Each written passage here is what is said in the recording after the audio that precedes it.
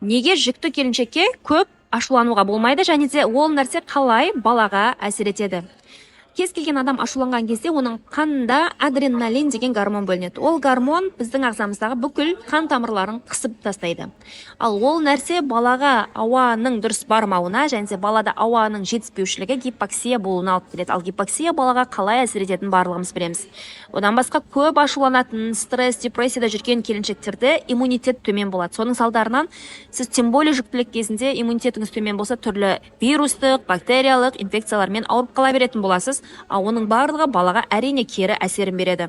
Статистика бойынша жүктілік кезінде көп ашуланған, стрессте жүрген, депрессияда жүрген келіншектердің балаларында жүрек ақау проблемалары және де жүйке жүйесінің проблемалары жиі кездескен екен. Сондықтан қыздар, егер де сіз жүкті келіншек болсаңыз, жүктілігіңізді максимально өте сабырлы, спокойно, ашуланбай, стресске түспей өткізуге тырысыңыз.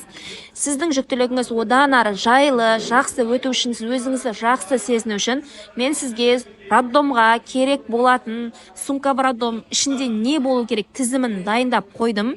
Сол тізімді алып, сол тізіммен перзентханаға дайындалсаңыз болады. Ол тізімді алу үшін менің жекеме немесе осы видеоның астына сумка деген сөзді жазып жіберсеңіз, бот автоматты түрде менің дайындап қойған чек-лист тізімді сізге береді.